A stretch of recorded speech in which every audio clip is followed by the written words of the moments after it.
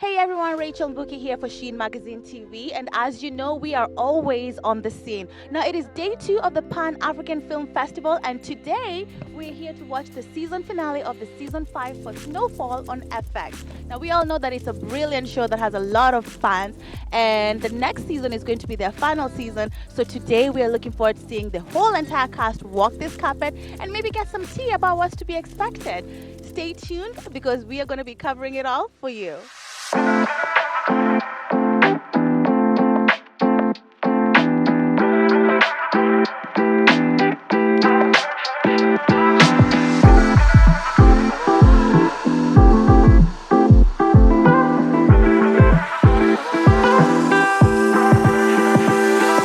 Hello everyone, my name is Isaiah John. I play Leon Simmons on Snowfall. Tonight is the finale, and you are watching Sheen Magazine TV. Hey everyone, Rachel here with Sheen Magazine, and I'm standing next to Isaiah. Like I was just telling you before you walked up to me, right? When I watch the show, I always figured that you had a wig on because you always have such a good, healthy head of hair. And I'm seeing that this is his actual hair, you guys. It's all him.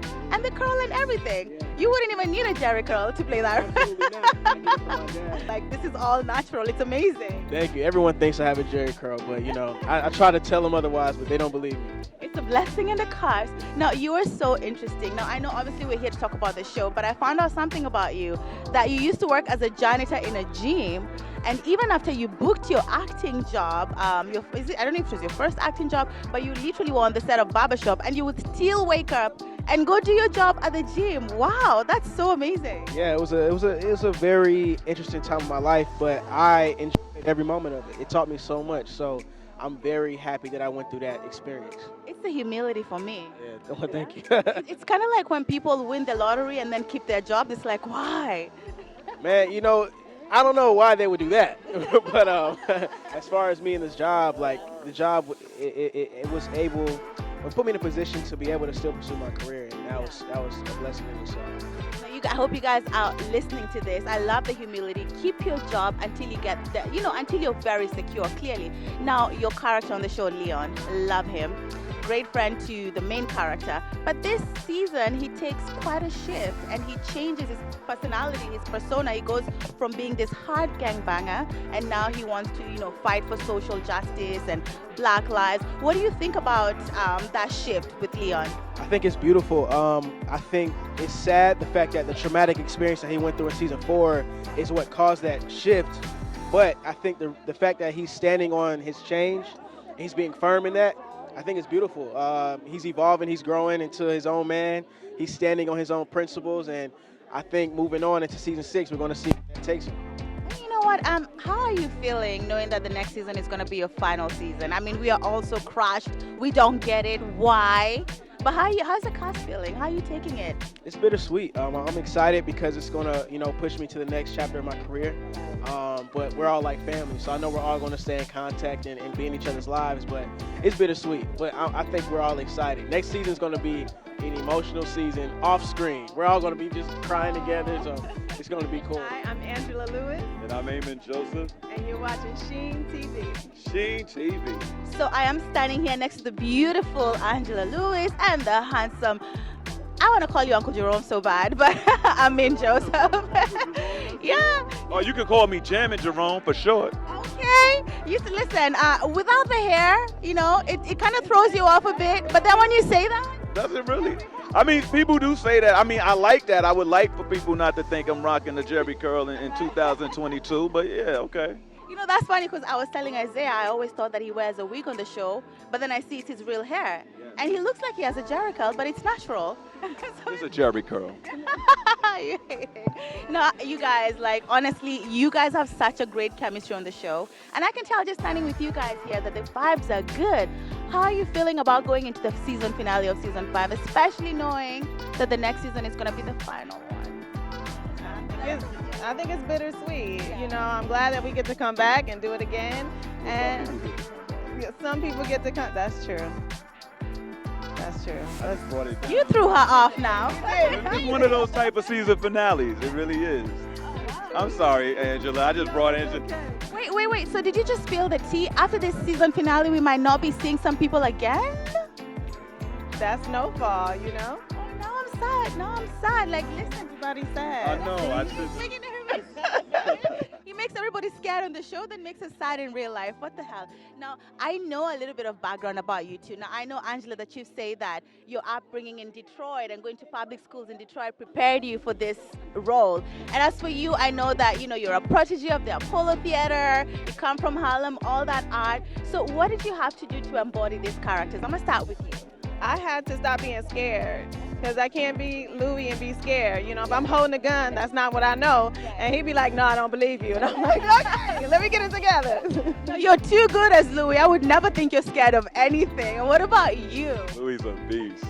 Louis a beast. I mean, the work that Angela is doing, the whole entire series, but this season, to see the way that Louis has taken her own power and became a cocaine goddess. Came up from under you. Not even under me, but just going, well, in a way, right? She was being thumb screwed by a lot of folks. And probably Jerome is one of them, but just the work that the incomparable Angela Lewis is doing is ridiculous. I forgot my question. That's what I wanted to do. Listen, it's fun, but I'm just curious because, again, your chemistry on the show from the first episode I ever watched, y'all, like, it's so believable. How do you just ignite that? And do you just, when they say cut, you're like, okay, dude, seeing it. Like, I like, where that chemistry, like, did you know each other prior or did you just meet and click? From the first time we met in a chemistry read, yeah, it's a chemistry read for a reason, right? So we had chemistry in that read, and I think it's based on trust, I would say. I trust this woman a lot, and she empowers me, and hopefully I do the same thing. Does he? Absolutely. Absolutely. I trust Amy. And how's it going? Does it work? Does it work? It don't work? Let's do it again. He said it don't work. Cut. So yeah, that type of trust, because we're dealing with professionals, and then past the professional part, just a heart, a person that has a lot of empathy and compassion for her fellow actors, and we want to, and we kind of want to make everyone feel good, look good, and it's just a healthy environment. So I am standing here next to this beautiful, beautiful woman with the most beautiful energy. I'm telling you, I've been watching you and just I couldn't wait for you to get here. Michael, how are you? I'm really well. I was really actually wondering, like, is the name Michael such an interesting choice? Yeah. So my legal name is Charlene. My father's name is Charles. Okay. When I was in high school, I was an avid Michael Jackson fan, and I wore the buttons all over, and people would make fun of me and call me Michael. And I kept... I love it. I love that. That is such a good story. I love a good backstory for a name. Now, one thing I know about you is that you were born and raised in England to Jamaican parents. Yes. And then you moved here at the age of 10. Yes. And I can still hear that accent. Yeah. Anytime I talk about my childhood, anytime I talk about Jamaica, the accent comes out very easily. Hey, I've been here for 14 years from Kenya, and my accent is not going anywhere. Ask you where is that accent from? I felt it. Yeah, it doesn't quite go. That's so interesting. So that transition from England to here with your Jamaican roots, what has it been like? Because it's so inspiring for immigrant women like me, seeing women like you in the industry doing amazing things. It was England to Jamaica first, which was a culture shock. From Jamaica to the United States, which was another culture shock. So before I was 10 years old, I learned how to adjust. You learn how to make it work. And in that, the beauty of that, if you can do it, you don't ever lose who you are. People, because I'm here, people see me as an African American, and that's the language here. But any chance I get, I have to say I'm an African, British, Jamaican American. And any aspect of that you take out, you don't really see me. It's important that you see who I truly am. And you know what's so interesting about meeting you is what we love about you on the show. You're this strong mom but you've got this calming effect. This we can really feel the love that you have for your son. And standing next to you, I can feel it. Like I can feel like you bring yourself into the role. Do you think that you and the character have a bit of a? Do you think that you and the character have some similarities in character? I mean, I'm thinking so just by meeting you. You know, Sissy and I are one. I'm an African woman. I am a single mother. I have a son. I understand struggle. I understand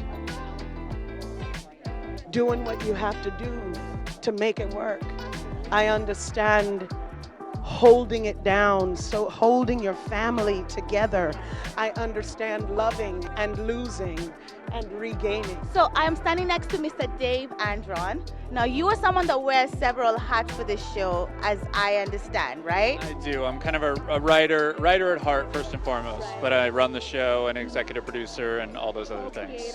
Co-creator. So you're very integral and you've been a part of it from the beginning. From the beginning, that's right. So as co-creator, what made you come up with this concept? Why did you want to tell this story? Because I think all of us have always kind of wondered, like, if we could look into the 80s and how the crack epidemic started. What was the thought process behind creating it? You know, I've got to give credit where credit is due to John Singleton and Eric Amadio, the co-creators, who had the original idea, and I was brought in to kind of help grow it and turn it into a TV show and figure out how to give it 6 years. Right. And you know, obviously, John Singleton, he left us, may he rest in peace. Yeah. What was it like continuing the show and transitioning it after his passing? Sorry Sorry to make it sad. That's all right. I mean, look, obviously, emotionally, it was not easy to kind of keep going after losing him, but I had a lot of had 4 years with him, right, where we talked a lot about this, and we knew the story we were telling and why we were telling it, so you just kind of gut up and move on and know you're continuing his legacy. Absolutely, and you guys have done a brilliant job. We don't understand why you're ending the show after the next season. Why? Because you want to leave the party before the party's over. Oh my God, but I just feel like Grey's Anatomy has been going on for forever. Can't we just have like 3 more seasons? Unfortunately, no. Well, you know what? Short and sweet. We're going to miss the show. We love it, but we're looking forward to the finale. Any hints about what to expect next season without giving it away? You know, the posters for Boys in the Hood had this tagline on them, and they said it ain't no fairy tale, and that's what I'll say for next season. Oh my, you better not kill Franklin, because just kidding. We're going to be ready. It's all on the table. It's all on the table. Yeah, we can't wait to see how that unfolds. Thank you so much. Hey, what's going on? This is Kareem Grimes from All American, aka Preach from All American, and you are watching Sheen Magazine. I'm standing here next to Kareem Grimes. Now, I know a lot of you are huge fans of the CW show All American, and obviously you star in All American. How are you? I'm good. I'm happy to be here. Snowfall, this kind of runs deep with me because John Singleton gave me my first start at Boys in the Hood. So I just remember him talking about this show and being on set, and so just out here supporting what he started. We love to see it. We love to see it. How are you feeling about the next season being their final one? I mean, it's such a good show. It's such a good show, but I mean, you want to go out on top. So, them having their final season, I can't wait to see it, and I know it's going to be cool. Standing here next to Aaron Abeta, otherwise known as El Jefe. You star in A Smokey, right? Is that your name on the Mayans? The Mayans, yeah, I play Smokey. Yeah. So how are you feeling about the season finale of Snowfall, and especially knowing that their next season is going to be their final season? I know they're your brother or sister show on the network. I'm actually really excited about this because one of the series regulars from Mayans is actually on Snowfall, Clayton. Yeah. I just made that connection right now. I love the show, by the way. Right. And I can't wait to see what happens tonight. So I'm standing next to Dustin Harnish, and it is such a pleasure to meet you. How are you? I'm great. How are you? I'm great. Thank you so much for stopping by Sheen Magazine. Thanks for having me. Now, I understand that you have a film coming out. It's called The Ice Cream Stop. Now, what could that be about? Well, I feel like your mind could go in so many different directions, so please, just clarify. yeah, it's a social justice movie, so it's a little bit on the darker side. It's you need tissue to watch this one. It's sad. But it's a very topical and important issue that needs to be discussed in our current climate, just actually forever.